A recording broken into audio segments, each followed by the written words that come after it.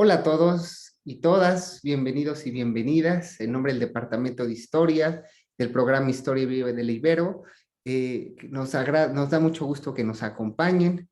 El día de hoy, después de haber visitado distintas ciudades, distintas épocas, nos acompaña el doctor Andrés Calderón Fernández. Muchas gracias, Andrés, de antemano, bienvenido y gracias por aceptar nuestra invitación y acompañarnos esta tarde. Él será nuestro guía en el recorrido que hemos titulado Epidemias en el Mundo Novohispano. El doctor Andrés Calderón tiene una maestría y un doctorado en Historia Económica por la Universidad Complutense de Madrid y bueno, es de casa totalmente, Andrés, del programa Historia Viva y bueno, seguramente lo recordarán de muchas otras visitas que ha sido nuestro guía. Muchas gracias, Andrés. Te doy la palabra y bienvenidos y bienvenidas. Cualquier cosa estamos aquí pendientes y esperamos tener al final un diálogo con Andrés y para poder resolver dudas y comentarios de nuestra audiencia. Gracias, Andrés.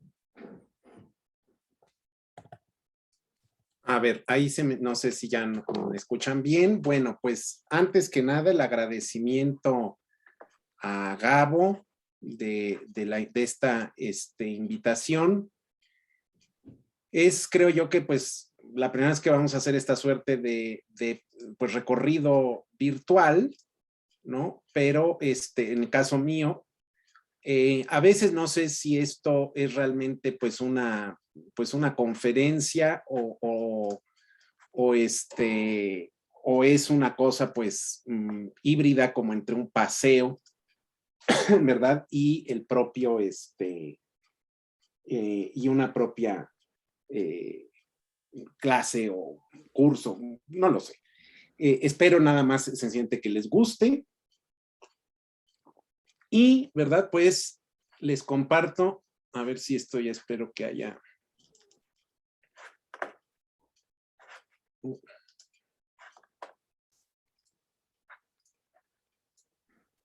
Ahí estamos. De lujo, todo se ve bien. Bueno, y pues les decía yo que estamos, ¿verdad? Con este tema de las epidemias en la Nueva España. Obviamente, pues estamos viviendo, esperemos, el final de una pandemia, pero este es un tema que ha traído ya la atención del público, bueno, de los especialistas, en menor medida del público, desde ya mediados o principios incluso del siglo XX, ¿no? Y las que se siguen repitiendo como verdaderamente como si fueran pues ya casi la Biblia, ¿no? Son esto que yo por eso les llamo las cifras canónicas de Kukibora, ¿no? Estas cifras que plantean pues una caída brutal de la población de lo que entonces fue Nueva España, antiguamente había sido Mesoamérica, ¿verdad? En este siglo XVI, acicateado, pues bueno, tampoco entran mucho en detalles ellos de qué son, no les interesa demasiado distinguir si es una epidemia u otra, ellos lo único que dicen, ¿verdad? Pues hay una desestructuración por completo del mundo indígena, con una caída brutal de la población que va en picada, es muy acelerada al inicio y luego esto empieza pues un declive que se prolonga hasta inicios del siglo XVII. Y esto, ¿verdad? Pues esto, les digo, se ha vuelto ya como algo verdaderamente, les digo, casi palabra de Dios, ¿verdad? Y pues me temo que no es el caso, ¿no?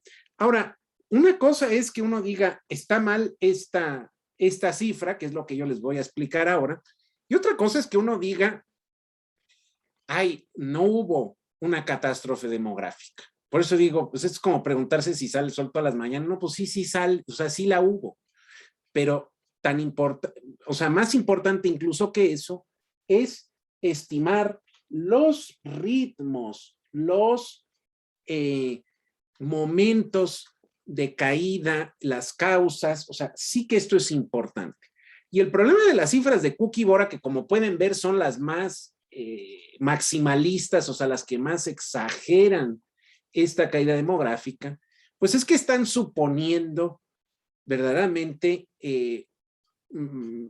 parten de una cosa, de un concepto, ¿verdad?, de antropología, que es el carrying capacity, la capacidad de carga de un territorio a partir de los recursos naturales, y están suponiendo que Mesoamérica es verdaderamente, está en esos límites de esa capacidad de carga, y prácticamente entonces, pues esto es como, verdaderamente el Edén, ¿verdad?, el paraíso, ¿no? Como dice la canción de Luis Miguel, ¿no? Si Dios pensó, cuando Dios hizo el Edén, pensó en América.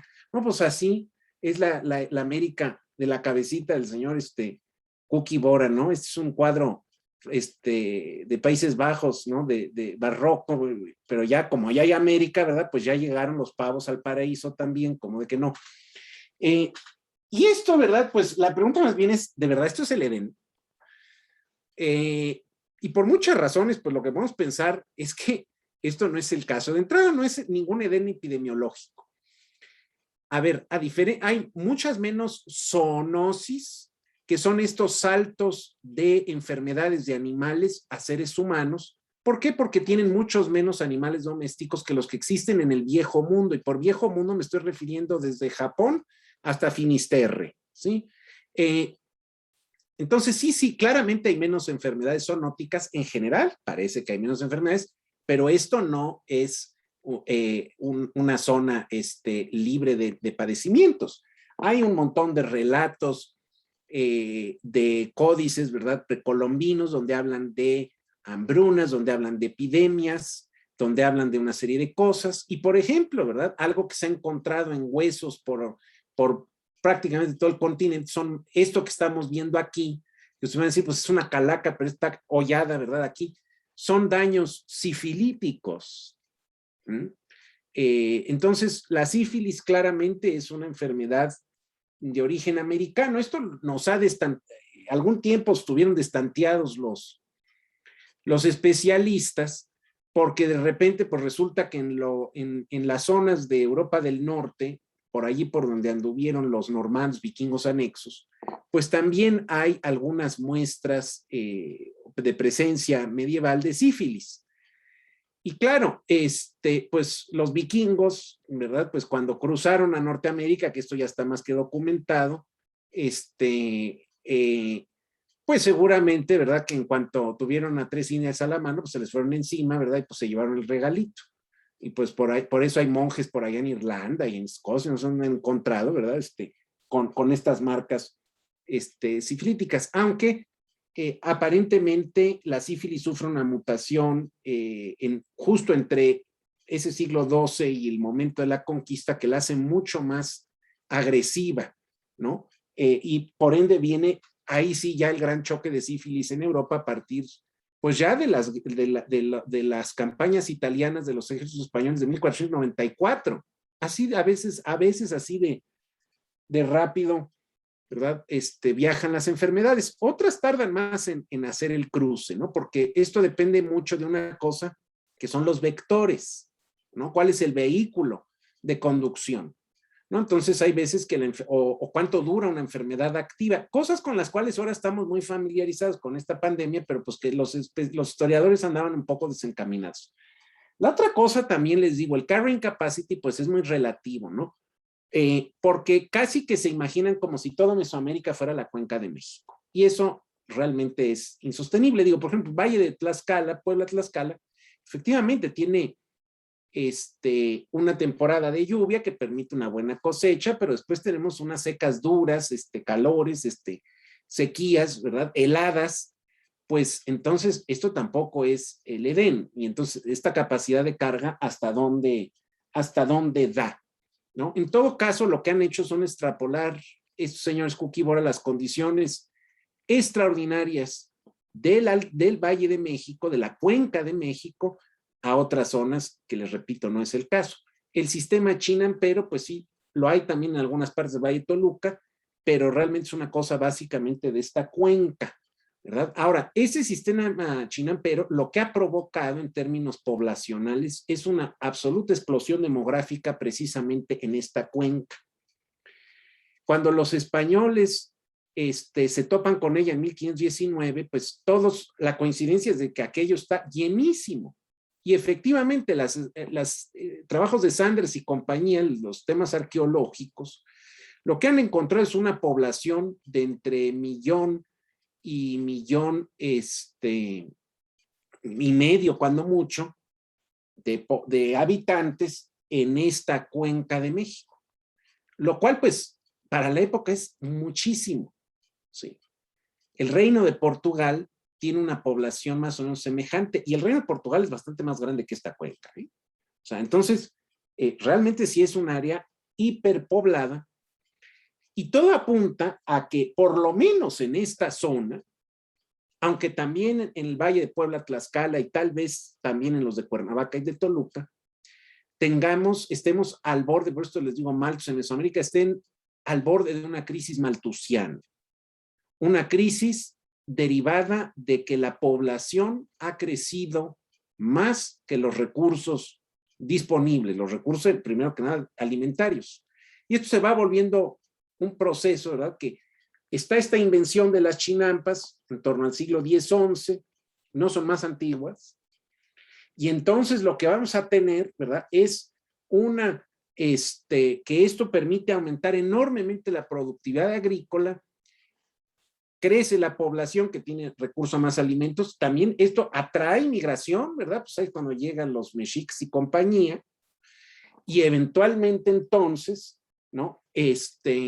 Pues llega un punto en el cual la población rebasa lo que las chinampas pueden dar.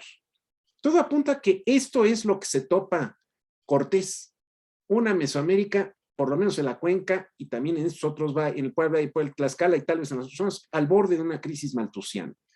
También esto explica el acicate a la expansión mexica. ¿Sí? No nada más, no es de a gratis, nada más que quieren plumas y cacao. No, no, no. O sea, hay un factor demográfico detrás, ¿sí? Que los recursos de esta cuenca no alcanzan y hay que ir a buscarlos fuera, ¿no? Entonces, ahora, poniéndolo, ¿verdad? Pues en perspectiva, estas cifras vienen del señor Angus Maddison, que hizo estas reconstrucciones de larga data o de muy largo aliento de producto, población, niveles de vida para la OCDE. Estos han hecho algunas correcciones, pero él, por ejemplo, hacia el año 1500, ¿qué población le estima a lo que es actualmente México? ¿Verdad? Unos 7 millones. Entonces, claro, de esto a los 25 millones de Cookie-Bora, pues hay un buen trecho. De todas maneras, esto hay que ponerlo en una perspectiva mundial. Lo que vemos, ¿verdad?, es que México, en ese sentido, es una de las zonas con mucha población a nivel verdaderamente mundial.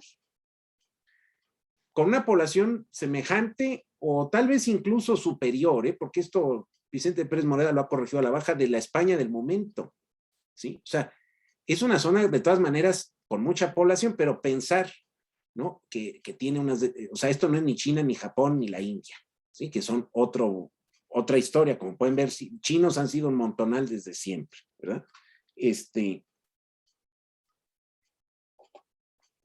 Claro, este mapa está deformado para poder poner en perspectiva las cosas, ¿no? Y lo que vemos aquí, pues es un enorme peso demográfico de Asia, luego también de Europa, algo menor de África, sobre todo con el peso de África del Norte y Occidental, y unas Américas relativamente poco pobladas, en donde hay dos núcleos importantes, que son la zona andina, ¿verdad?, el Tahuantinsuyo, y Mesoamérica, ¿no? Porque pues México realmente ahí eso es lo que está pesando, ¿no?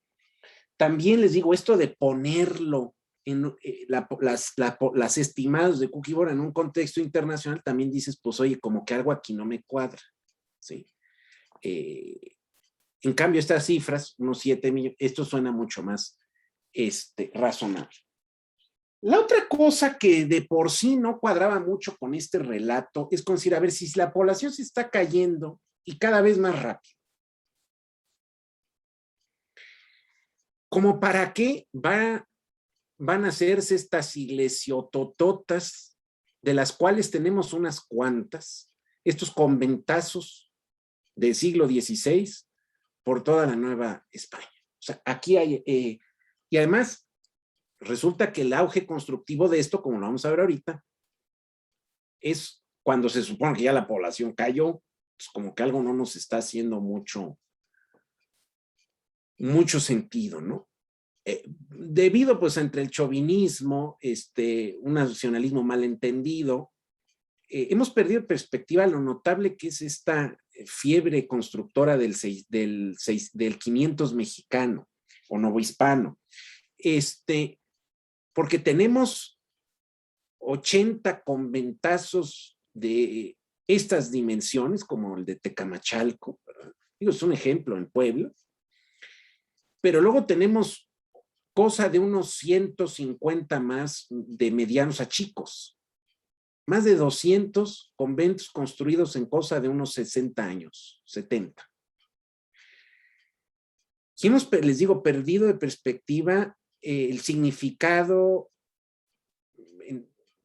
de esta fiebre de construcción. Y el que se da cuenta muy bien de esto, ya desde los años 40, es George Kubler, ¿no?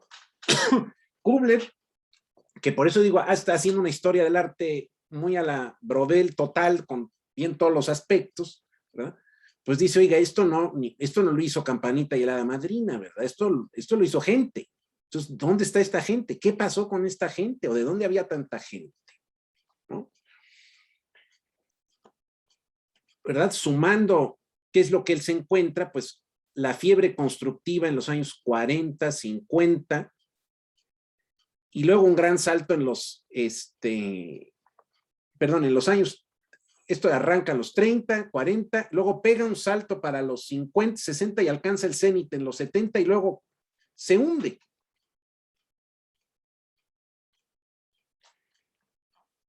Y entonces, ¿verdad? Pues dice él, mire usted, es que esto se hunde, porque yo lo que encuentro como la terrible catástrofe, crisis demográfica, es este episodio del segundo gran cocolistro entre 1576 y 1580. Ahí está el quid del asunto. Él no hace cifras totales, él dice, yo lo que quiero ver es el movimiento. Y en esto yo creo que atina bastante, ¿no? Y aquí lo que vemos, pues, son las tres grandes crisis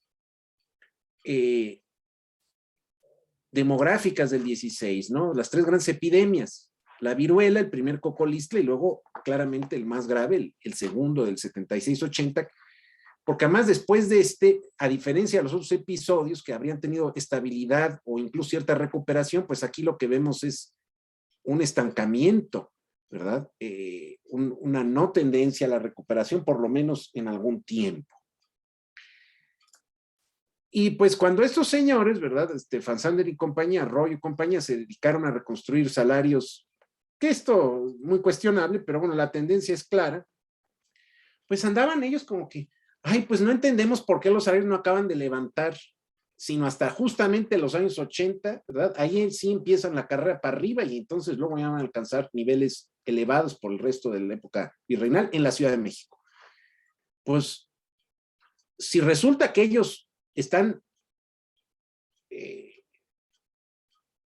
pues sorprendidos, porque claro, ellos están pensando que la curva buena es la de Kukibora, pero si agarramos la de Kubler, pues resulta que, y la invertimos, ¿verdad? Pues resulta que cuando hay la caída demográfica, pues ahí es cuando el acicate, para los salarios de esto voy a hablar más a detalle, ¿no? Entonces, aquí estamos frente a estas tres grandes epidemias del siglo XVI.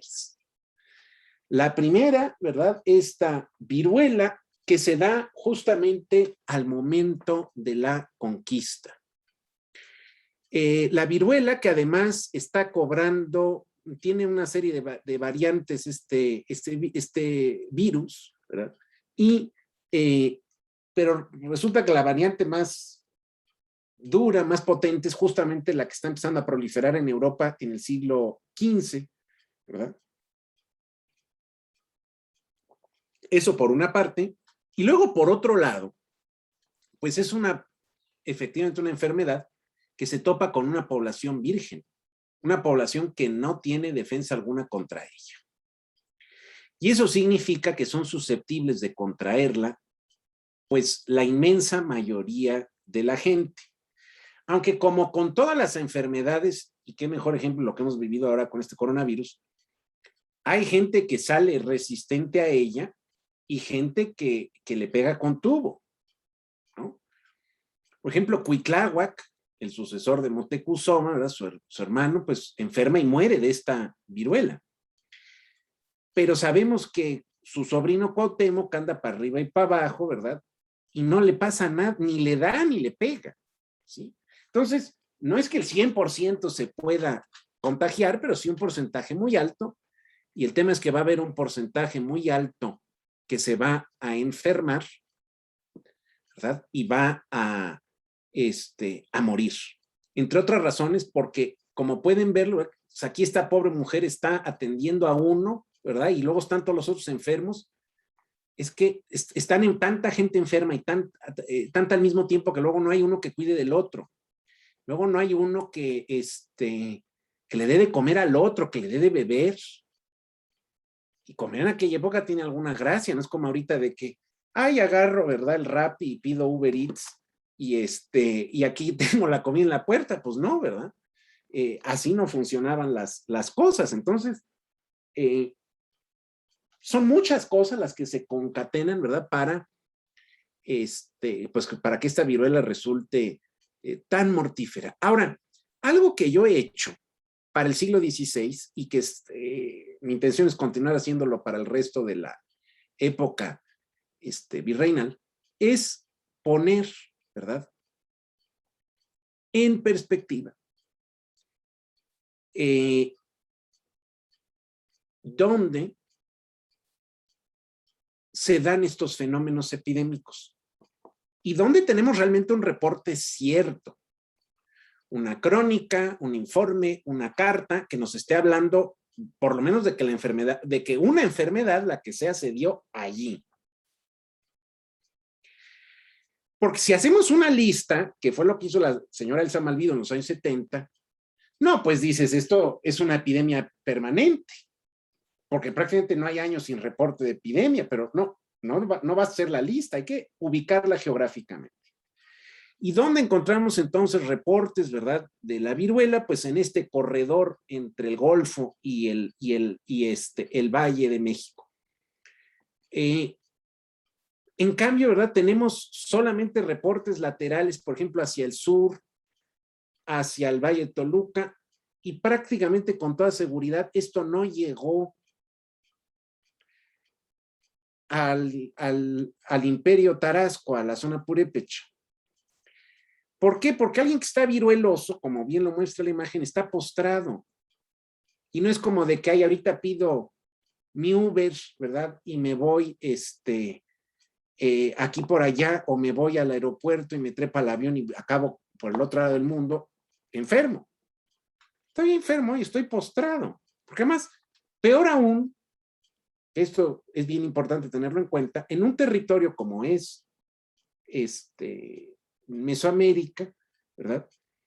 Donde no hay animales de tiro, donde todo el transporte es a pie, ¿no? Entonces, ¿cómo llega? Entonces, lo que sucede, ¿verdad? Es que resulta que hay algún reporte de alguna enfermedad que no siempre es viruela, entonces, no, esto llega y va matando por todos lados, ¿verdad? Pues les digo, como también sabemos que el vector aquí es el ser humano, ¿no? Entonces, si el humano no se mueve o no va a esa zona, y para llegar a esa zona, o sea, tendría que darse toda una cadena. Claro, aquí estamos en un momento de guerra. Esta viruela llega con un criado, no sabemos, o esclavo, no está muy claro, pero sí de origen africano, en la expedición de Narváez, y empieza, que viene a capturar a Cortés, ¿verdad? Para hacerlo rendir cuentas al gobernador Velázquez de Cuéllar de Cuba, y pues empieza el reguero. ¿Por qué se mueve, verdad? Pues porque va moviéndose con esos ejércitos, que son históricamente, además, los grandes transportadores de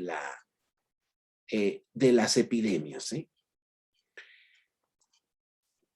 Y luego, pues tenemos toda una serie de episodios epidémicos en las décadas siguientes, pero que podemos decir que son relativamente tranquilas.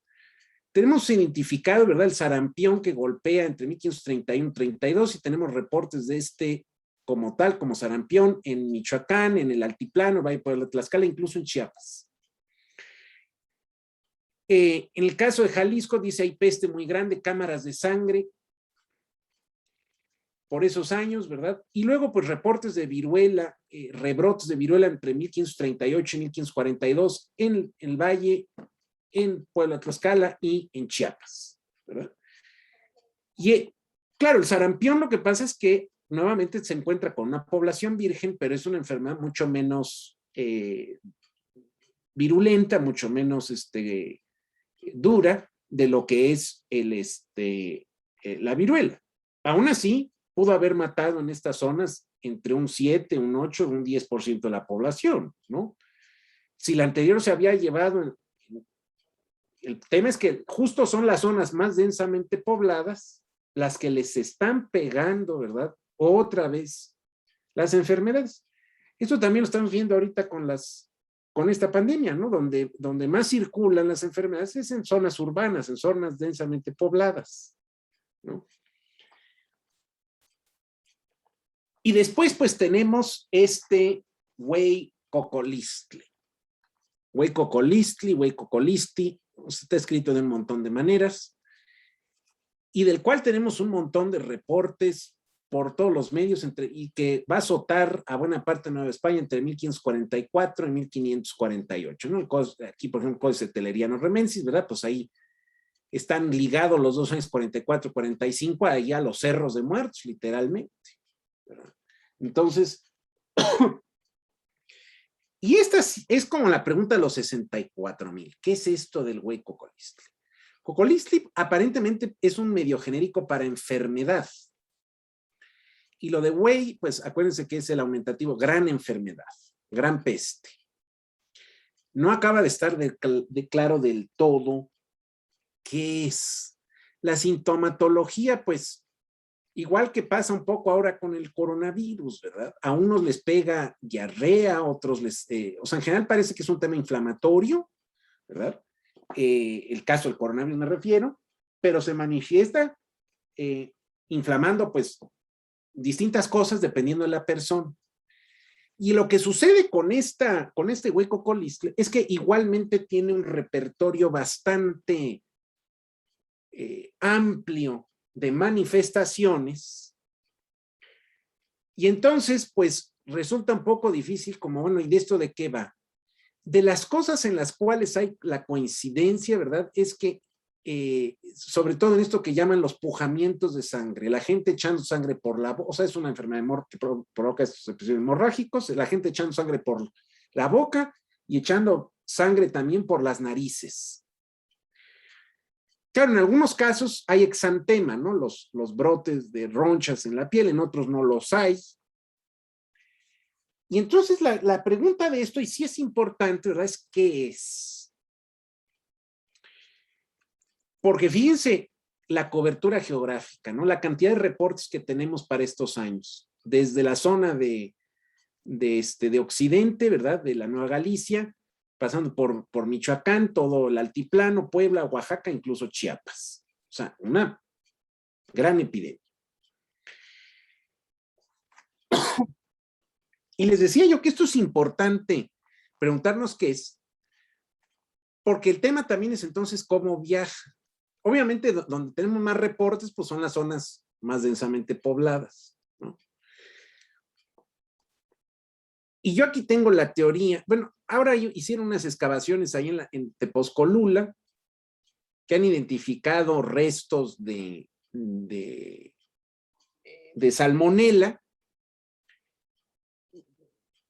y pues esto igual que pasa, lo estamos viendo ahora en la pandemia, ¿verdad? Cuando ya se desata un episodio epidémico, las otras enfermedades también se alborotan. Yo tengo muy serias dudas de que esto sea una salmonela, porque miren, en la historia los anales registran un montón de episodios epidémicos de diversas cosas, ¿verdad? De toses, de la peste negra, ¿no? Yo lo que no encuentro, ¿verdad? Por ningún lado es ahora sí que el chorrillo universal, ¿no? O sea, esto no lo tenemos reportado por ningún lado. Entonces, yo por eso creo que es una cosa que está correlacionada, como lo estamos viendo ahora, pero que no es el factor. Y yo que pienso que es tifo exantemático. tal vez mezclado con borreliosis. Y esto, ¿verdad? Es bien importante porque, bueno, y estos son una serie de enfermedades, ambas dos, que transmiten los piojos del cuerpo. Piojos, que hay 3 tipos de piojos, ¿verdad? Los de la cabeza, que son los que siguen siendo más comunes, los de la región púbica, ¿verdad? Las llamadas ladillas, cuando alguien es muy molesto, ¿verdad? Pues por eso se le dice ladilla, de ahí viene. Pues andar, ¿verdad? Con piojos por aquellito no parece que sea nada agradable. Y los del cuerpo, que en realidad se alimentan de la sangre humana en el cuerpo, pero donde viven es en la ropa. Y esto lo pienso porque epidemias de este tipo en fechas más modernas han causado gran mortandad. Claro, en contextos bélicos, ¿no? Pero que han causado gran mortandad. Por ejemplo, en el caso de Serbia, en el año 14, al inicio de la Primera Guerra Mundial, ¿no?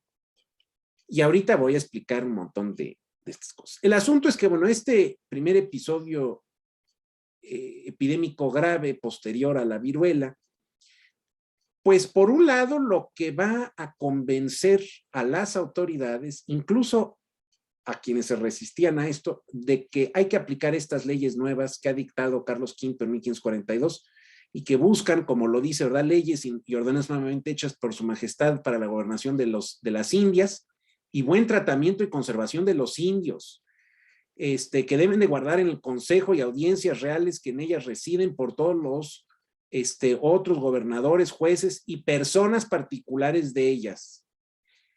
Y esta legislación de lo que pretende, digo, es proteger a la población indígena, limitar también la encomienda, lo que se les puede pedir en encomienda, y esto, pues, entre la clase encomendera, cuando se reciben las noticias, pues pegan el grito en el cielo. Pero resulta que este primer cocolistle de alguna forma es como decir, oye, pues sí, no nos podemos pasar de lanzas con la población indígena porque corremos, ¿verdad?, el riesgo de que se nos desaparezca, ¿no? Entonces, hay que irnos con cuidado. La otra cosa que va a acicatear esta primera epidemia son las primeras congregaciones de población indígena. ¿Por qué? ¿Verdad? ¿De qué va esto? ¿Qué trata esto? Pues fíjense que los asentamientos de población prehispánicos mesoamericanos son bastante peculiares, por 2 razones. Primero, o por 3 razones. Primero está el tema de cómo se puede cultivar. No tienen ellos animales de tiro, no tienen arado, cultivan con la coa, con la caña plantadora. Y esto es mucho más eficiente en ladera, en terrazas, que en zona llana. Entonces, esa es una de las razones por las cuales van buscando zonas de ladera. Segundo, el estado permanente de conflicto bélico entre los distintos altepeme, ¿no? Entre los distintos grupos indígenas. Se la viene del molote. Entonces, buscan posiciones encaramadas en el cerro donde haya una posición defensiva, ¿no? De ahí lo de Altépetl, el cerro y el agua, ¿no? Pues, o sea, el cerro defensa, el agua, pues, sin agua no hay vida, ¿no? Entonces, andan, les digo, por allí. Y estas condiciones, pues, han ido cambiando con la introducción de la tecnología europea, por un lado, y por otro lado, con esto que podemos llamar con toda justeza la Pax Hispánica, ¿no? Desaparece este estado permanente de conflicto. Y entonces, pues como para que anda usted allá arriba en el cerro. Y luego hay una tercera razón, que es que son una población muy grande, en este momento, incluso después del primer cocolistle, 3 millones, 3,5, tal vez 4 millones. ¿Y cuántos europeos hay para esa población? 6, 7 mil.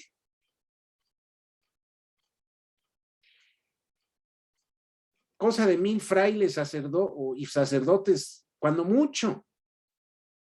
Y entonces, ¿qué dicen las autoridades? Si están todos ahí encaramados en los cerros dispersos,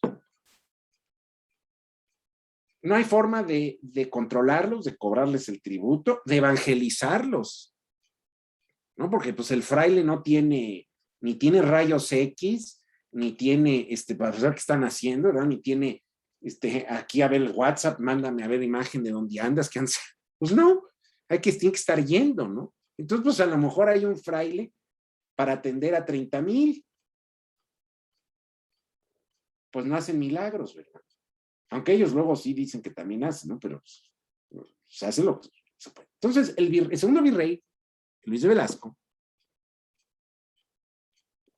lo que va a decir, señores, tenemos que congregar a la población indígena para traerlas a la buena policía cristiana, para enseñarles la religión, transmitirles los elementos civilizatorios europeos, ¿verdad? Y también poderles cobrar el tributo, ¿verdad? Porque si andan todos dispersos, pues también échales un galgo a ver quién cobra aquí, quién cobra nada, ¿no? Y entonces, pues lo que vamos a tener es estas congregaciones de pueblos, cambios en algunos sitios del lugar, etcétera, etcétera. Pero también hay menos población de la que había antes de este Cocolistle y entonces se entiende. Ahora, aquí lo llamativo es este periodo, que es lo que no registran Cook y Boran ni compañía ni nada, y es que no tenemos ni un solo reporte durante un cuarto de siglo de realmente episodios epidémicos graves ni generalizados, ¿verdad? Tenemos epidemias sin identificar, fiebres, sarampión, paperas, y un cocolistle que no acaba de quedar claro si es cocolistle o qué diantres. ¿Dónde tenemos el grueso de los reportes? En el Valle, México y alrededores, pero no generalizados, sino que en un pueblo, 2 pueblos, 3 pueblos. Luego en Chiapas un par, y luego de Yucatán, ¿verdad? De 69, 70. Se dan cuenta, Yucatán, que está aislado, prácticamente es la primera vez que nos aparecen los mapas, ¿no? La importancia de las comunicaciones para la difusión de las enfermedades, ¿no? Entonces, pues, esto lo que debe de haber favorecido, como todo indica que lo favoreció, es una recuperación de la población indígena. Y si no una recuperación, por lo menos no siguió, no hay ninguna evidencia de que siga la caída. Justo este periodo, digamos, epidemiológicamente tranquilo es lo que coincide además con ese auge constructivo, lo cual hace sentido, ¿no? En muchos casos dicen, es que no, ya no caben en vamos a hacer una iglesia más grande, porque como la original era chiquita por varias razones, ¿no? Primero, porque estos señores no querían meterse a los edificios. Ya ahorita ya llevamos un tiempo, ya vieron que dentro del edificio también se puede adorar al Señor. Y lo segundo, ¿verdad? Es que, pues claro, pues se nos quedó chica la otra, ¿no? Entonces vamos a hacer una más grande. Si la población sigue cae, ¿qué sentido tiene hacer nada más grande? ¿No? Y no solo qué sentido, ¿quién lo hace? ¿Sí? No habría quien lo hiciera. El asunto, ¿verdad? Es que, bueno, también empieza a haber toda una serie de estudios médicos, ¿verdad? Hay una gran admiración por la herbolaria de los indígenas. El Felipe II manda a Juan Hernández, que es su médico personal, a Nueva España a estudiar la herbolaria nueva hispana, ¿no? Y este hombre va a hacer una obra magnífica. Entonces tenemos estas obras de medicina, ¿verdad? Hasta Juan Bravo, una serie de cosas. Y justo se están dando este estudio de la materia médica cuando se produce el segundo gran cocolistle de 1576-1580.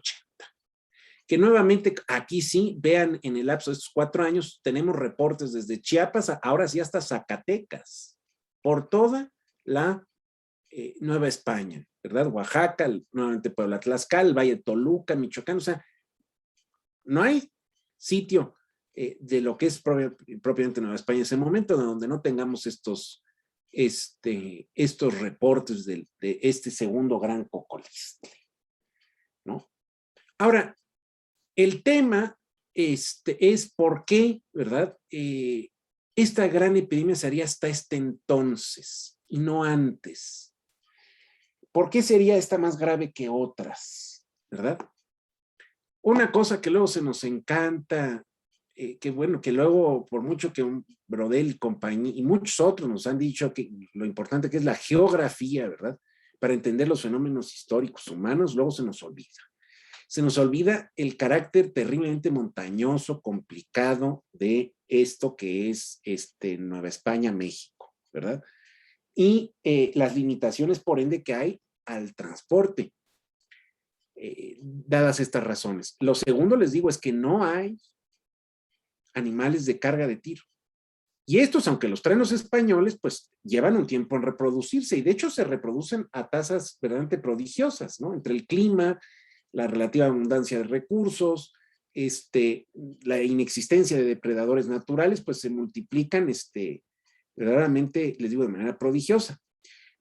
Pero todavía, por lo menos hasta los años 50, 60 del siglo XVI, buena parte del transporte se sigue haciendo, como se decía entonces, y sin ningún ánimo despectivo, a lomo de indio. Les digo, como lo muestran muchos de estos códices post-hispánicos. El asunto, ¿verdad?, es que ya para los años 60, 70, empezamos a tener una extensión de estos caminos de herradura que no son ninguna supercarretera, es un sitio nada más para que pasen las mulas. Y también una multiplicación de la cabaña asnal, caballar y mular, ¿verdad? Con lo cual están surgiendo nuevas formas de transporte. Entonces, tenemos mucha más movilidad. Además, está en pleno ascenso la economía de la plata con todo lo que esto significa en integración de mercados, etcétera, etcétera. Esto yo creo que es el factor más importante. Ahora, también tenemos algunas otras cosas que no habría que subestimar. Por ejemplo, la gran difusión de la lana entre los indios, ¿no? Los indios ven los borreguitos y dicen, yo quiero, yo quiero, yo quiero.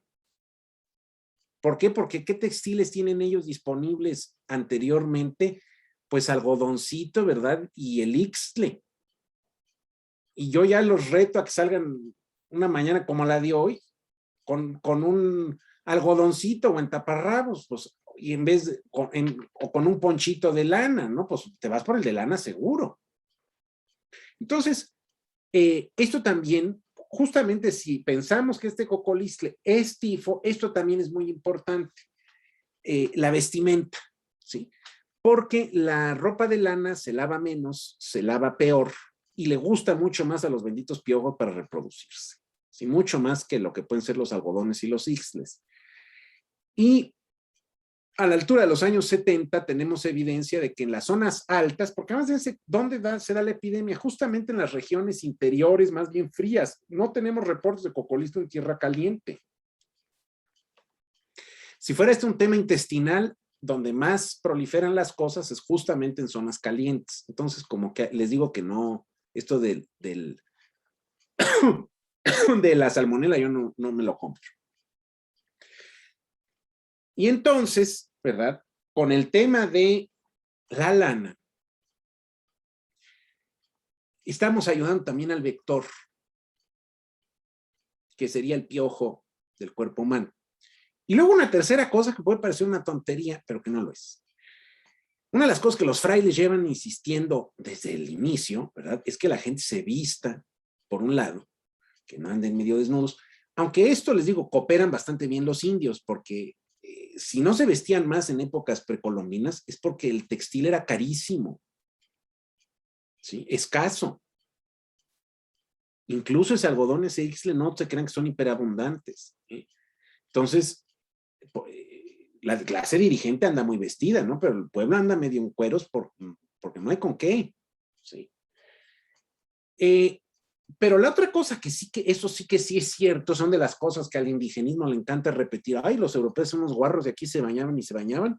Bueno, ni todo el mundo se bañaba todo el tiempo, no eran Moctezuma todo el mundo, ¿verdad? Para bañarse 2 veces al día. Pero claro que sí había mucho más baño. Muchas veces baños de temazcal. Y esto los frailes se han encargado de combatirlo. Porque también como tienes por un lado aspectos rituales y por otro lado, como en estos baños luego pues la gente anda desnuda y que si ya se le arrimó al de al lado o a la de al lado, lo que sea, ¿verdad? Pues entonces, no, ¿verdad? Desterremos esta fea costumbre del baño. Y resulta que para los años 70 todo apunta que ya habían tenido éxito, ¿verdad? En desterrar estas costumbres de baño, ¿verdad? Entonces, pues esto también ayuda al vector, que es el piojo del cuerpo, que le gusta la mugre, ¿verdad? Por ahí me levantaron la mano, pero yo no sé si tengo manera de ver en chat alguna pregunta o luego si Al no. final, Andrés, mejor al final. Perfecto.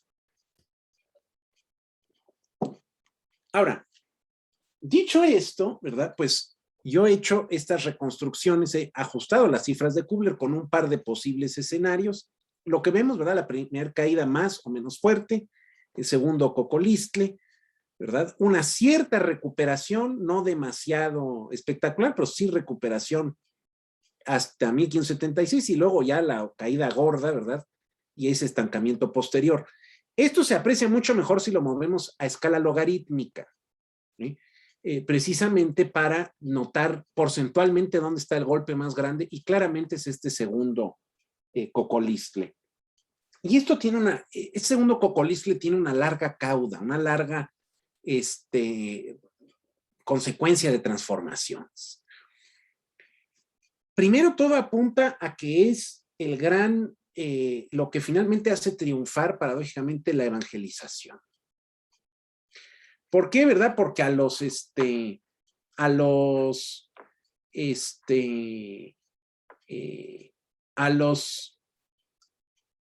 indios, ¿verdad?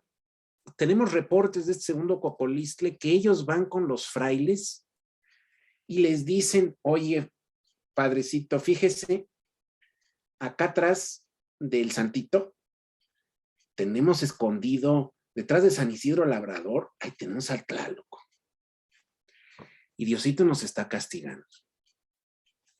Entonces, pues vamos a quitar ya lo quitamos o vamos a quitarlo. Y échele usted ahí el agua bendita porque Diosito nos está castigando. ¿Sí? De estos reportes hay una veintena.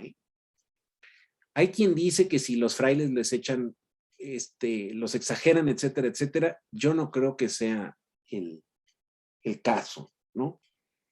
En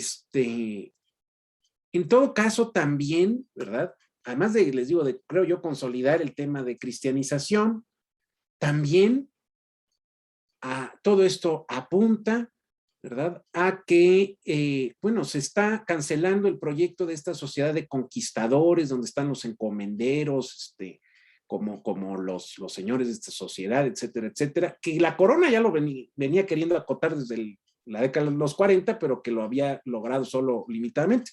Claro, ahora se está muriendo, ¿verdad? Ese activo de los conquistadores y entonces, pues ahora sí va para adelante este asunto. La paradoja es que esto también da el traste con los proyectos de centralización, de aumentar el control sobre toda la población novohispana, que está desplegando Felipe II y su gente a partir de la Junta Magna de 1568, a raíz de la cual llega, ¿verdad?, como virrey a Nueva España, este hombre Martín Enríquez de Almanza, ¿no?, que le toca vivir justamente este segundo cocolistle. Esto está, entonces, les digo, maniatando, o sea, acabando por un lado con la sociedad de conquistadores, pero también cortando, ¿verdad?, con las posibilidades de lo que había previsto la corona, porque la corona no había puesto en el panorama esta caída de población tan notable. Y luego vamos a tener además una transformación económica muy trascendental, porque vamos a pasar de una economía donde lo que abunda es la mano de obra a una donde lo que abunda es el capital, ¿sí? Y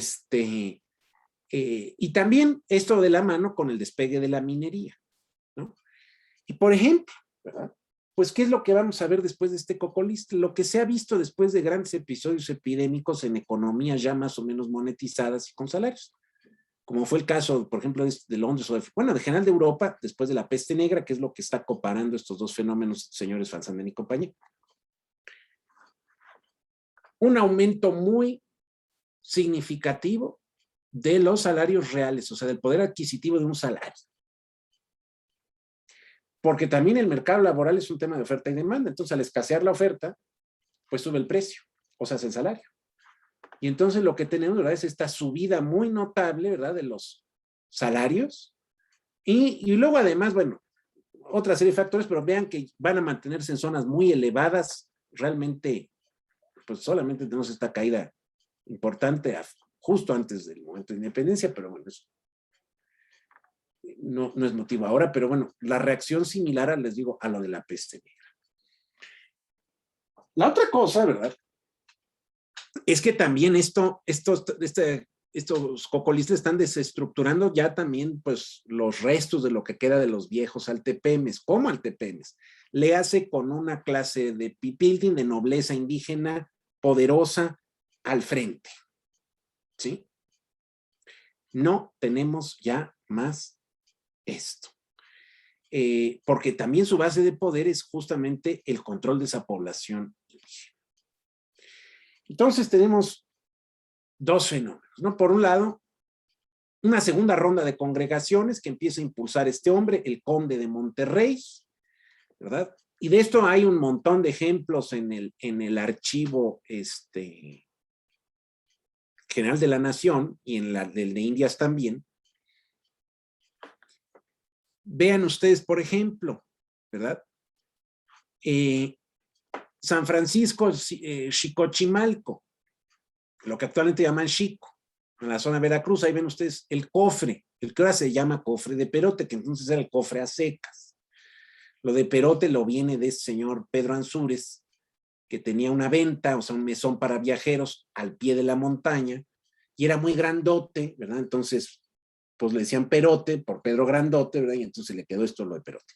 Pues este pueblo de Xicochimalco, vemos que está el viejo pueblo justamente al pie del cerro y la nueva congregación de 1600, el desplazado, ¿verdad? Y en algunos casos, pues también congregados. Pueblos viejos, ¿verdad? Pueblo nuevo, etcétera, etcétera. Y esto les digo, tenemos un montón de ejemplos. Y entonces lo que vamos a tener es esta república de indios que se está reestructurando en un contexto de menos población, en un contexto también de más igualización de los cabildos, o sea, al perder poder esa antigua nobleza, pues la gente común accede al gobierno de estas repúblicas, ¿verdad? Y también, como pasa en todas las epidemias, es muy duro para el que muere, pero los que sobreviven, bueno, en estas grandes epidemias, los que sobreviven les va mejor, ¿no? Tanto casos salarios. En este caso, pues, ¿qué le sucede a las repúblicas de indios? Que van a tener mucha más recursos, le hace tierra, disponibles, ¿sí? Y esto, entonces, lo que encontramos también, al haber mucha menos densidad de población, el siglo XVII va a ser un siglo relativamente tranquilo en términos epidémicos. Sobre todo, hay una segunda hay un tercer cocolistle, mucho menos estudiado y conocido que los otros, también menos grave, también menos gente, en los años 30 del siglo XVII. Pero después de esto tenemos como una larga tranquilidad epidémica que va a durar prácticamente hasta finales del siglo. Y entonces lo que se encuentra, ¿verdad?, es un aumento muy notable de la población indígena, como lo muestran, ¿verdad?, estas cifras de Miranda. Son muestras, no es que sea el total de la población, muestras de algunas parroquias en los obispados de México, Puebla y Michoacán.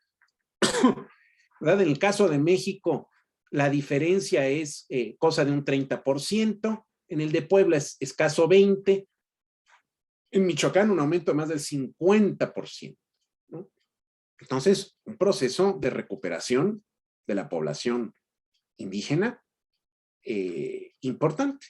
Les digo, por esta relativa tranquilidad epidémica. ¿Qué es lo que tenemos en el 17? Un montón de reportes de pequeñas epidemias, pero epidemias que salen en un pueblo, 2, 3, pero como la densidad general es mucho menor, pues ahí se mueren.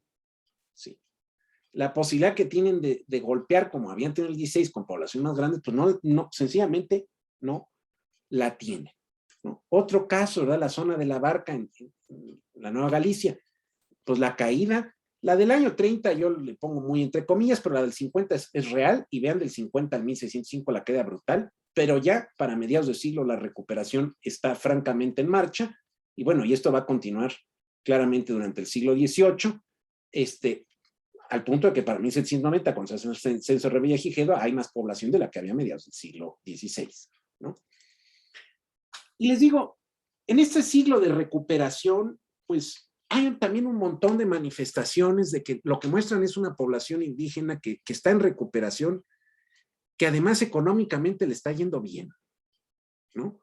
Estos biombos, este es un biombo de los años 60, ¿verdad? Pero pues justamente es esta boda, ¿no? Donde está el juego del volador al centro, el palo del volador, de las pocas, ¿no? Tradiciones prehispánicas con alguna condición religiosa que por lo vistoso no quitaron los frailes. Eso sí, los hicieron que se dejaran de vestir de animales, de pájaros, porque esto de disfrazarse de animales a una persona, pues es algo satánico. Pero aquí lo que vemos, ¿verdad? Es esta sociedad india, vean los huipiles, ¿verdad? Ricos. O sea, una sociedad india que da todos los visos de recuperación. Por ejemplo, ¿verdad? Meztitlán, sabemos, golpeada por el segundo cocolistli de manera muy significativa, donde había una población grande, ¿verdad? Que les permitió hacer este conventazo, justamente en los años previos al segundo gran cocolistli. Luego ha caído de manera significativa. Sin embargo, para la última década del siglo XVII, pues son capaces ya de comisionar, pagar además una cantidad importante de dinero y comisionar en la Ciudad de México este magnífico retablo de los Santos Reyes, ¿verdad?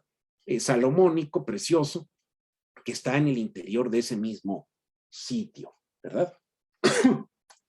Ahora, cuando reaparecen estos episodios epidémicos, ahora sí con carácter más amplio, ¿verdad? Pues 1692, ¿no? Es ese año tampoco está muy claro si fue, todo apunta a que fue primero la crisis agrícola, las heladas, sequías, etcétera, y a seguidilla de la crisis agrícola, ¿verdad? Episodios epidémicos que no está muy claro bien a bien ni qué son, ¿verdad?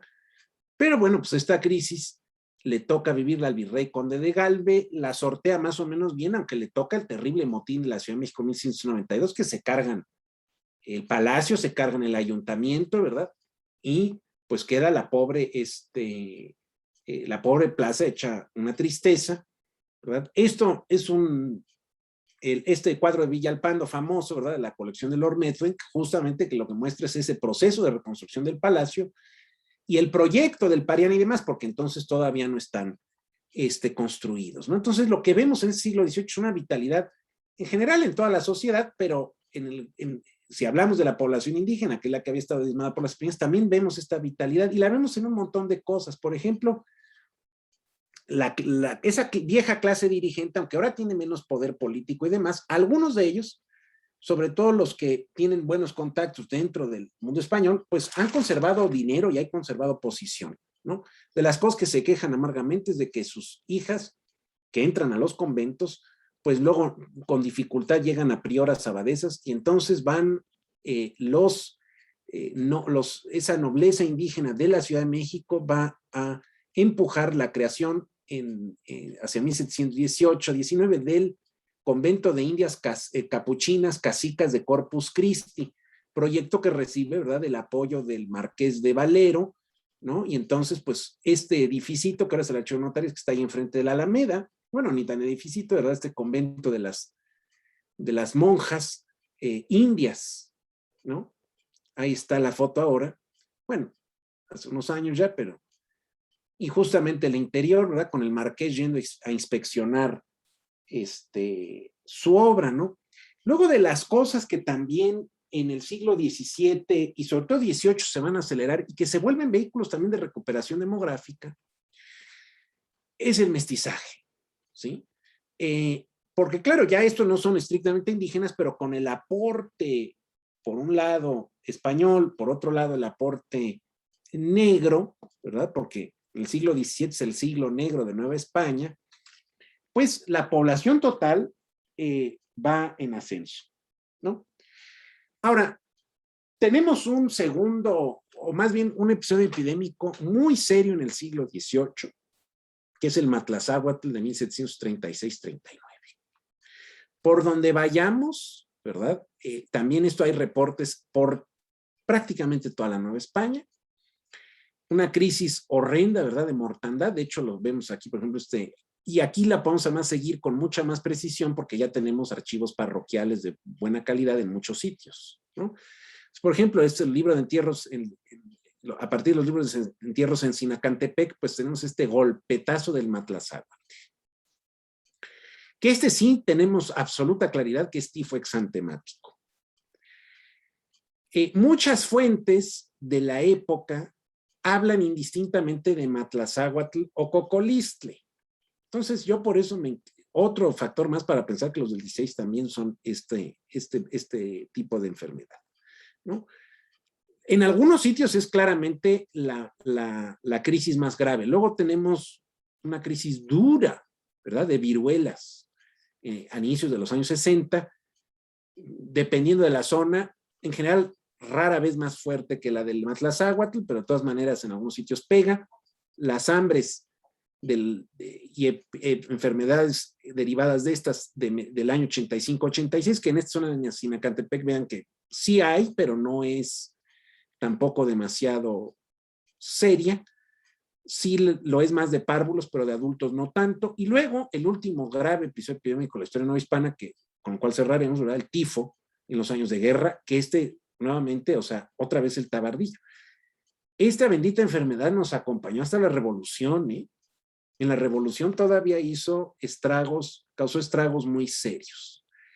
Ahora, que golpea más a la población indígena, pues esto se ha dicho, las fuentes luego lo dicen, pero cuando se han revisado los archivos parroquiales no está tan claro.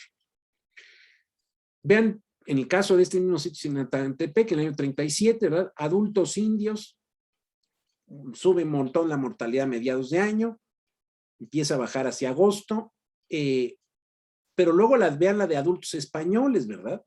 La rebasa por momentos y en general no está muy por debajo y al final de la epidemia sigue por encima de la de los indios.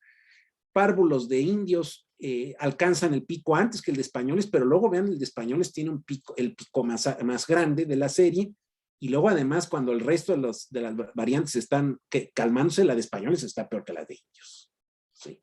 Entonces, es una epidemia de la cual ya hay algunos estudios, pero falta hacerle un sopesamiento global del impacto que tuvo. Porque no sería descabellado pensar que se pudo haber llevado entre un 15-20% de la población hispana por delante. ¿Sí?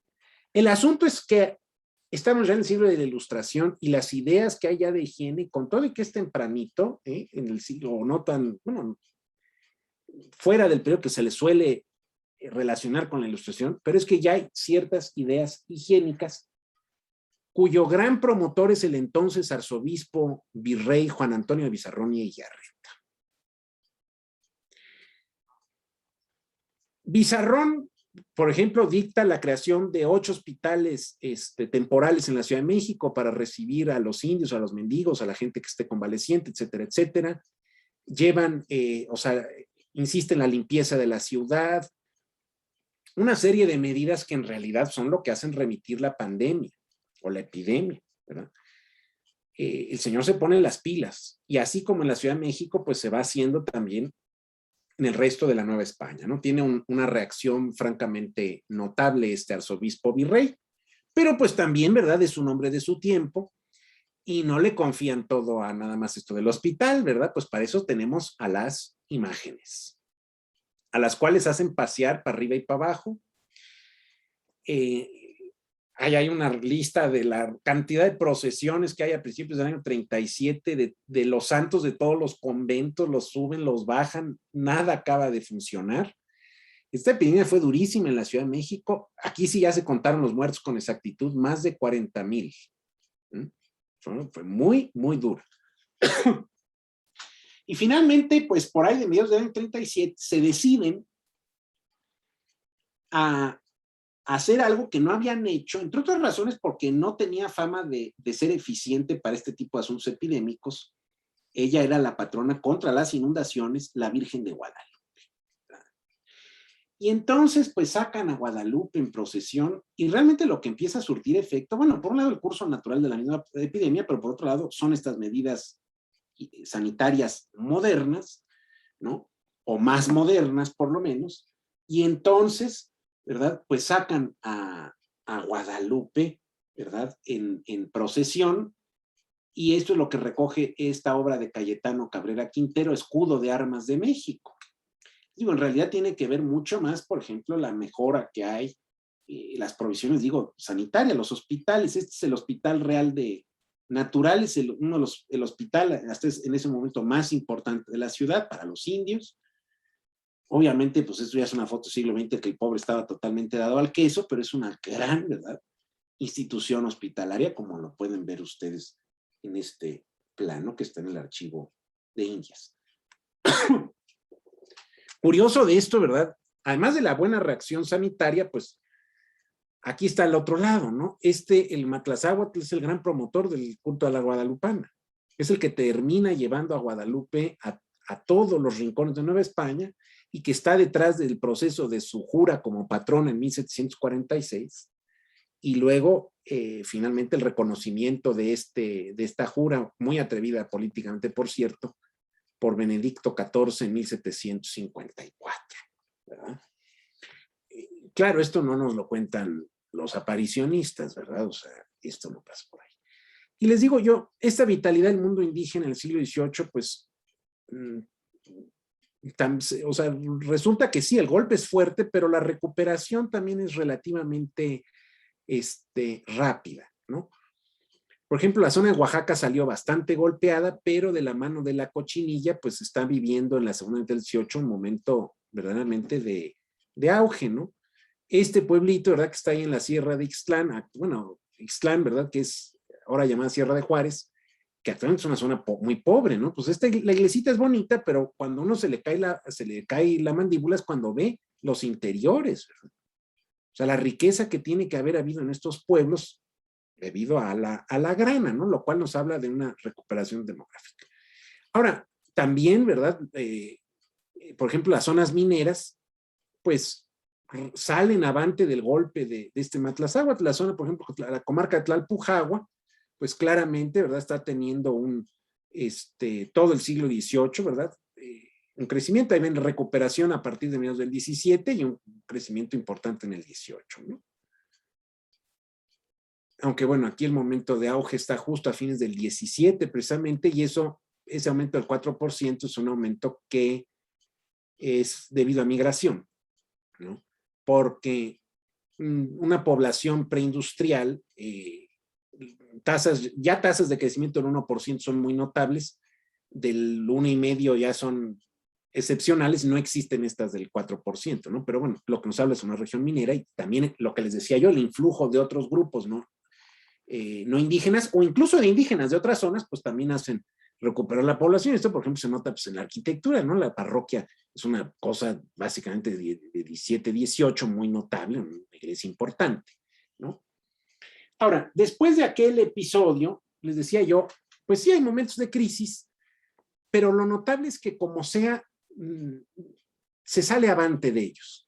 Luego están las grandes hambres de 1785-86, que como pueden ver tienen golpes, estos son de la zona también de la Nueva Galicia, ¿verdad? Pero pues cambian por pueblos. Hay sitios, por ejemplo, Santa María más grave que en Jalostotitlán, ¿no? Entonces, en todo caso, lo que también entonces llama la atención es la reacción de la población novohispana en general, empezando por la indígena, pero todo lo demás, y luego también el liderazgo del conde de Gálvez, el virrey, que pues organiza la respuesta a esta grave crisis agraria, ¿no?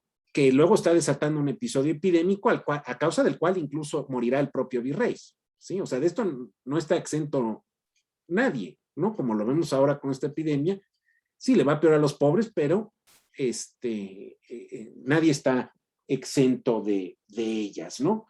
Y entonces, pues realmente yo por eso no compro esto que cuentan de la crisis de la Nueva España tardía. Hay problemas, pero en general lo que se ve es un auge.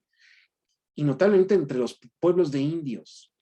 Dorotitán, que se ha dedicado a estudiarlo, ¿verdad?, se encuentra más de 4,000 hacia 1800. Y lo notamos además en la cantidad de obra material que están haciendo estos propios pueblos de indios en este siglo XVIII. y no nos tenemos que ir a zonas, empezando por la propia Ciudad de México. La República de Indios de Santiago Tlatelolco reedifica su TECPA en su casa de gobierno, de la cual, pues, como estaba ya medio destruidona, una serie de cosas, con que se había pedido, se salvó esta fachada que actualmente está pegada en la fachada trasera del edificio, del archivo de la Secretaría de Relaciones Exteriores en la Plaza de las Tres Culturas. Y como que es, pero ahora que el INA ha estado publicando la mediateca, de repente resulta que no es pues se salvó la fachadita, pero la fachadita de un edificiazo. Este es el gran TECPAN de la República de Indios de Santiago Tlatelolco, lo que nos habla pues de la pujanza de esta república, ¿no? Y allí tienen panadería, cárcel, capilla, sala de juntas, carnicería, tocinería, de todo, ¿verdad? Todos los servicios propios de un municipio. Un montón de estas casas de cabildos por toda Nueva España, lo que nos habla de una población creciendo y además con posibilidades económicas, ¿verdad? El pueblo de Tequicistitlán, en la zona de Tehuantepec, en la propia Tehuantepec. Lo interesante, ¿verdad? Es que resulta que algunos edificios ni siquiera nos han desaparecido, ¿verdad? Ahí está una escuela en el de Tehuantepec, el otro, pues ya el pobre, quién sabe qué le han hecho, porque ya le pusieron ahí otras zonas, estas canchas, cosas horribles, etcétera, etcétera, ¿no? La proliferación de escuelas, sobre todo después de la reforma de las cajas de comunidad, algo al cual no me da tiempo de entrar, ni es materia de esto, ¿verdad? Pero en los pueblos indios de Orotitán, que en 1803, vea la cantidad de escuelas que se encuentran en las distintas intendencias, ¿no? Y en un total, ¿verdad? El 26% de los pueblos indios tienen escuela, de estos muchos pueblos de indios. Y pues en el ocaso de la Nueva España, lo que vemos, les digo, es esta población indígena con posibilidades, tan es así que tienen pues capitales prestados, algunos de los cuales pues van a caer a la caja de la consolidación de vales reales, que golpea también a las poblaciones indígenas. Y pues con lo que tenemos, ¿verdad? En este ocaso, Nueva España, pues así como Nueva España arranca con una epidemia, pues también va a cerrar con otra grave, que es este tifo de 1812-13, que se da en el contexto del sitio de Cuautla, ¿no? En las campañas de Morelos. Sitio ideal para la reproducción, les digo, del piojo del cuerpo humano, y pues tanto el ejército de Calleja termina enfermo, como el del propio Morelos, y como se siguen moviendo, pues la empiezan a distribuir. Y esto, por ejemplo, en la Ciudad de México también genera nuevamente una mortandad espantosa. Sí. Y pues esta, la última gran y grave epidemia de esta historia novohispana. Un tema que ya no traté porque si no nos podemos seguir hasta las tantísimas, ¿verdad? Es el tema de la viruela que es, y la expedición para combatirla, ¿no? Del doctor Balmis. Pero bueno, esto nos llevaría un buen rato también explicar por qué la viruela se volvió endémica a partir de la década de 1790 y no lo había sido antes previamente. Y más bien, esta será una enfermedad que a pesar de esas inoculaciones, de esa vacuna, pues va a golpear muy seriamente a la población, pero ya será más bien del México independiente en el siglo XIX. Y pues muchas gracias y pues con todo gusto abrimos para dudas, preguntas, comentarios. Muchas gracias, Andrés, por este interesantísimo recorrido por 3 siglos de historia novohispana. En verdad que siempre mirar al pasado es como un viaje a distancia que nos permite poner en perspectiva el presente en las circunstancias que estamos viviendo hoy por hoy con este tema de la pandemia. Además, sin duda el enfoque de la historia económica que tú trabajas, pues nos permite aproximarnos con estas cifras y documentos de otra manera a este tema. Gracias de nuevo por aceptar la invitación y pues vamos a dar tiempo para preguntas del público. Les pido por favor que lo escriban en el chat o bien en la caja de preguntas. Y bueno, por aquí parece que ya hay... Ya dejo de compartir y aquí. Perfecto, Andrés. Bueno, al principio Eloísa Amalia tiene una pregunta, le pedimos que si tiene, si por favor puede ponerla en el chat. Mario Mejía pregunta que si tienes libros publicados, o libros que nos puedas compartir Mira, o recomendar sobre esto.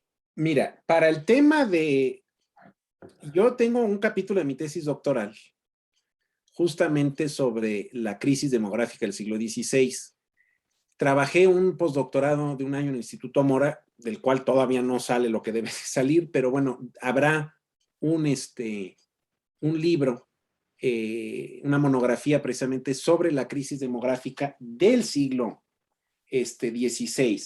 Luego, Fomento Cultural Banamex, en este gran ciclo de conferencias para conmemorar los 300 siglos novohispanos, va a publicar un artículo que justamente repasa los episodios epidémicos.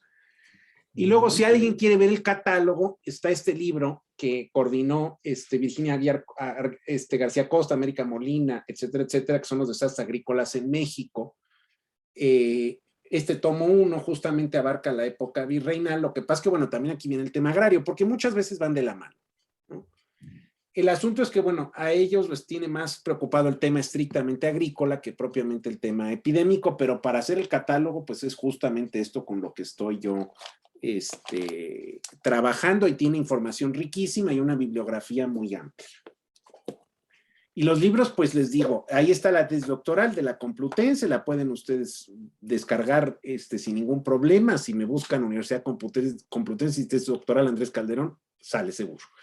Y les digo, los otros, pues la monografía no la he terminado, es de mis pendientes, y el artículo, pues estamos ya en las últimas, y eso estará disponible en versión tanto impresa como electrónica el año próximo. Con todo gusto, luego yo si no se los puedo compartir a Gabo y que se los haga llegar a ustedes. Muchas gracias, Andrés. Pues anímense a alguna otra pregunta del público, comentarios. En verdad que siempre es un gusto escucharte, Andrés. Pues no es la primera vez, veo en el público también gente que ya nos ha acompañado en tus recorridos y conferencias. Habría que decirles que estamos planeando un viajecito a Puebla, ¿verdad? Para el próximo año con Andrés y sus alumnos. Y pues bueno, ya aquí hay otra pregunta. Jaime pregunta, ¿hubo algún seguro de subsistencia, dotación de granos, carne, herramientas de trabajo, vestido, etcétera, de los encomenderos hacia la población nativa durante las epidemias? A ver, ¿cómo? No, ¿lo pueden repetir? Es que Sí, no. claro, que si hubo algún seguro de subsistencia, por ejemplo, de dotación de granos, de carne, de herramientas, etcétera, que hayan prestado los encomenderos hacia la población nativa durante Mire, alguna de las epidemias. realmente en el siglo XVI lo que llama un poco la atención es que un cierto pasmo, o sea, pasmo de todo mundo, de los indios, de las autoridades virreinales, que están así como que, ¿qué es esto? ¿Qué está pasando? El virrey Enríquez, lo primero que dice, bueno, ¿qué es esto? Porque aunque ellos conocen el tabardillo, el tifo en Europa, no han visto consecuencias de este estilo. Yo me imagino, les digo, yo por eso quiero pensar que no solo es tifo, sino que está combinado con borreliosis, que son las fiebres recurrentes. Y aunque es mucho menos grave que el tifo, comparte vector, por un lado, y lo que se ha encontrado en el caso de epidemias, de estos brotes que se dan durante la Primera Guerra Mundial, es que muchas veces se dan combinados el cuadro o sea, la gente se infecta de las dos cosas, y la gente que se infecta de las dos le va fatal, ¿sí? Y mucha de ella muere. Entonces, el virrey Enríquez, que dice, ¿qué es esto? Justamente le encarga al médico de Felipe II, al doctor Hernández, y a estos Bravo y compañía, que en el Hospital Real de Naturales hagan autopsias, lo cual es una cosa verdaderamente novedosa, revolucionaria en muchos sentidos. Y entonces tenemos justamente el texto de este médico donde describe la autopsia, está en latín bastante macarrónico, con malas traducciones. Yo no hago grandes pininos en latín, pero traté de pulirla, ¿verdad? Y describe un cuadro terrible, ¿no? De inflamación del hígado, de casi que estallamiento de órganos internos, o sea, realmente una cosa muy seria. Entonces, el virrey Enrique sí que está tratando de decir, bueno, ¿qué está pasando y qué podemos hacer? Pero así que se tomen las grandes medidas, pues no. En cambio, en el siglo XVIII vemos otra cosa muy distinta. Porque primero el Matlazáhuatl, les digo, sobre todo en un contexto urbano, hay una buena reacción por parte de las autoridades, caso notable de la Ciudad de México y el arzobispo Virrey Bizarrón, pero en general se cobra cierta conciencia de que hay que estar preparado para o sea, que uno no nomás se queda pasmado aquí, ¿no? Como los chinitos nomás milando, a ver qué pasa. No, se puede hacer y se debe hacer algo. Entonces se van tomando medidas en la ciudad, ¿no? De mejora de higiene, aunque esto se va a acelerar ya después a partir del virreinato de Bucareli, en los años 70. Y luego el régimen de cajas de comunidad, que les dije que no iba a entrar a fondo, pero bueno, pues ya que me lo están preguntando, que hace Carlos III, de las cosas que prohíbe es prohíbe el gasto en tema de fiestas y cosas religiosas.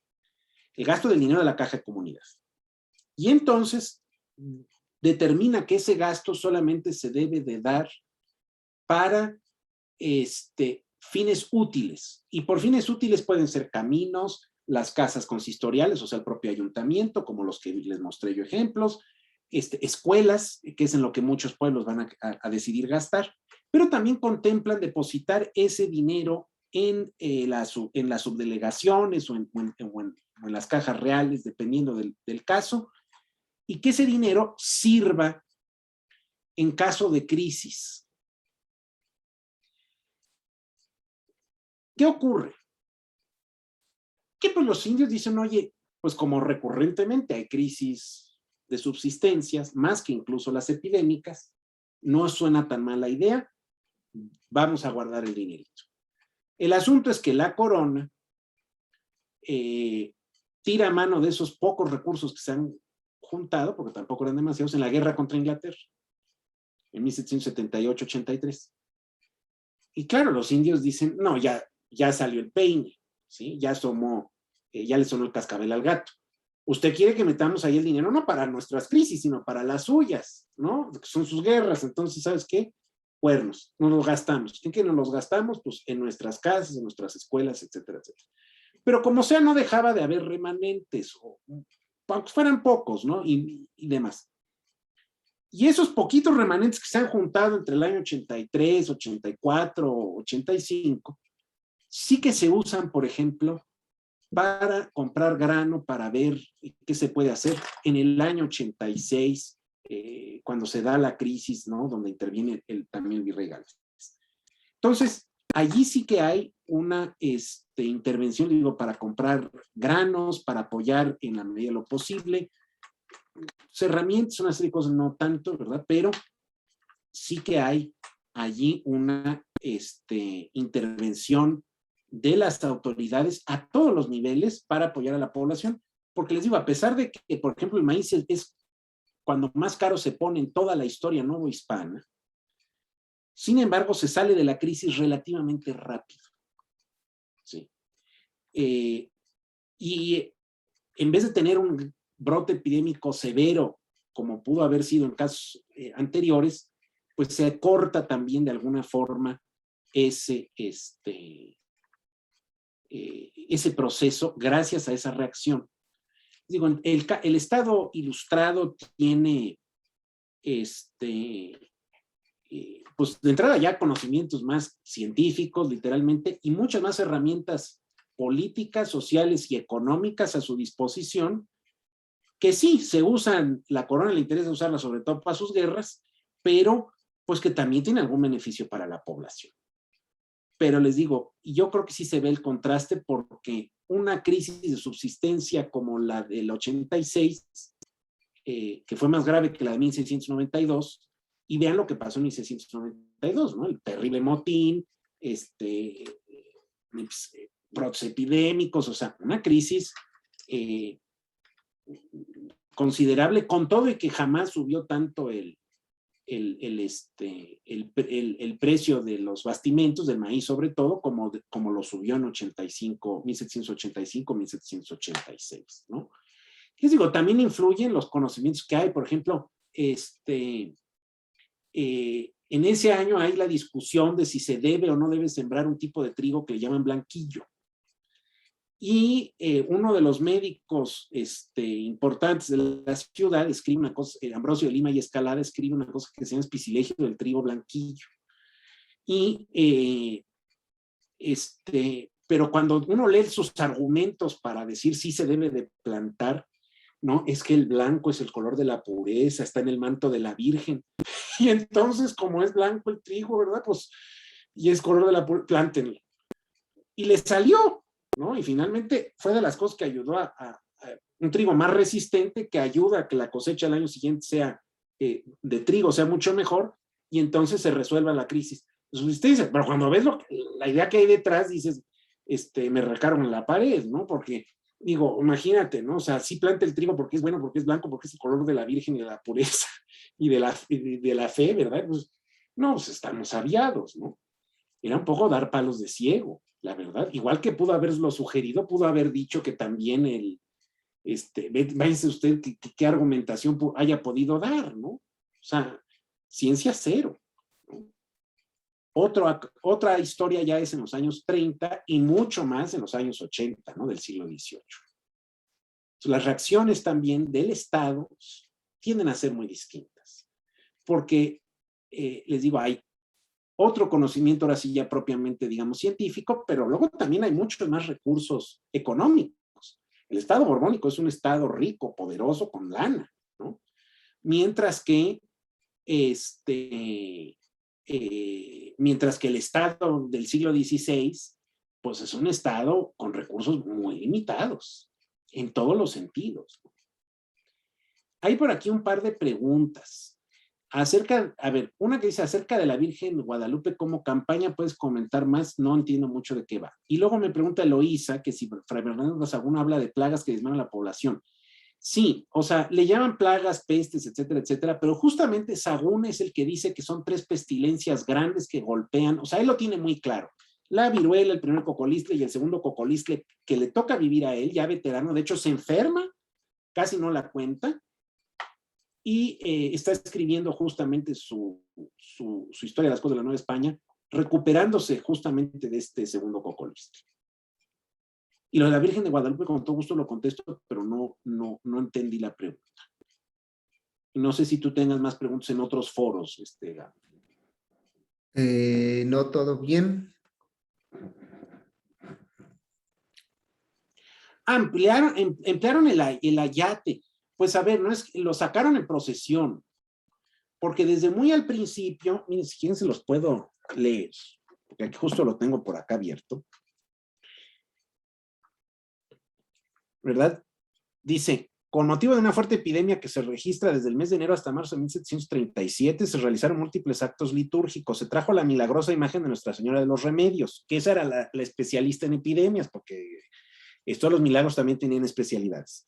Desde su santuario a la parroquia de la Santa Veracruz y desde allí al día siguiente, sobre la tarde en procesión general hasta la metropolitana, en donde desde el 11 se le comenzó novenario, para que mediante su patrocinio e intercesión se mitigue la ardiente epidemia que se padece en esta corte, y a pedir esto mismo a su majestad asistió excelencia ilustrísima y real audiencia y demás tribunales el primero y último día, y en este dijo el sermón muy el intento el doctor y maestro don Bartolomé Felipe de Ita y Parra, canónigo magistral de la misma metropolitana iglesia. Con el mismo intento de pedir se aplaque la pandemia, el 1 de febrero se le comenzó en su santuario novena a Nuestra Señora de Guadalupe, pero en su santuario. El 24 de este mismo mes salieron en procesión del monasterio de Regina Celi la imagen de Santo Echeomo, que está a cargo del comercio de esta ciudad, de cuyo sujeto se compone su ilustre humildad y paciencia. Con el mismo motivo, los días 26, 27 y 28 ha hecho a sus expensas la nobilísima ciudad y ha asistido a ellas en la Santa Iglesia Catedral 3 deprecaciones, con procesión, letanías mayores y misas.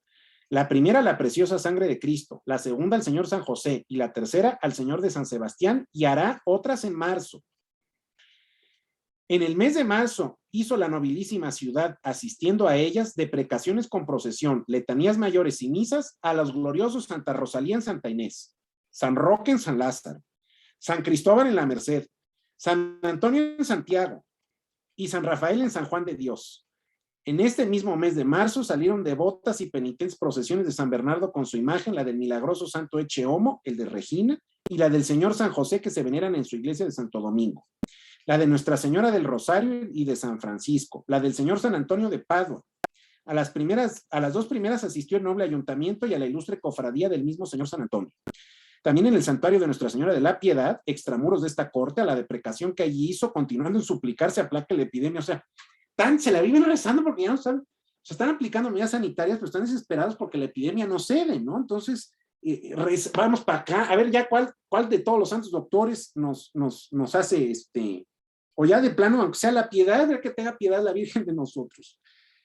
En el mes de abril se trasladó el Santo Cristo del Cardonal desde el antiguo monasterio de las Señoras Carmelitas Descalzas a la metropolitana con rogativa y solemne procesión con el fin de aplacar la epidemia. En mayo, el ilustrísimo y excelentísimo señor arzobispo concedió indulgencia plenaria a los que, haciendo las precisas diligencias, visitasen la milagrosa imagen del Santo Cristo de Ixmiquilpan, a quien en esta catedral se le estaba haciendo novenario, y en su presencia rezasen una estación pidiendo por el feliz estado de la iglesia y por la salud de este común y reino que aflige incorregible el prolijo accidente, ¿verdad? Entonces, claro, estaban recurriendo a todo, ¿verdad? Lo que se les está ocurriendo, hasta que dicen, bueno, pues saquemos a nuestra gran patrón, gran señora, que pues no es especialista en esto, porque la buena era la de remedios, ¿verdad? Y entonces sacan a Guadalupe, y ahí es cuando empieza a remitir la epidemia. Uy, no, pues entonces, Guadalupe, patrona de la ciudad, 1737, y ya luego para el año 46, reina, jurada reina de Nueva España, ¿no? Por eso, ¿verdad? La proliferación de altares guadalupanos en Nueva España es justamente a partir de los años 40, y no antes, ¿sí? Busquen altares guadalupanos pre-epidemia Matlatzáhuatl y hay muy pocos, ¿no? Claro, allí sí ya deciden Guadalupe es la mera, ¿no? Está más es todóloga, ¿no? O sea, puede con las inundaciones, con las epidemias, puede con todo, ¿no? Entonces, no sé si con eso. Pues pero muchas para que se den idea les digo, de procesiones y de asuntos, ¿no? Pues muchas gracias, Andrés. Creo que hemos agotado nuestra caja de preguntas. Muchas gracias a todos por acompañarnos, a nuestro público, nuestra audiencia. Estén pendientes de nuestras próximas sesiones. Estamos por confirmar nuestra visita visita virtual al Jardín de las Tres Culturas del Parque Carlos I en Madrid, como homenaje a la arquitecta Miriam Silverman. Pero bueno, estén pendientes de nuestras redes y encontrarán la grabación de esta sesión en el canal de YouTube por si quieren compartirla para alguna otra persona. Gracias de nuevo, Andrés. Gracias a todos y hasta la próxima. Muchas gracias. Gracias a todos. Chao.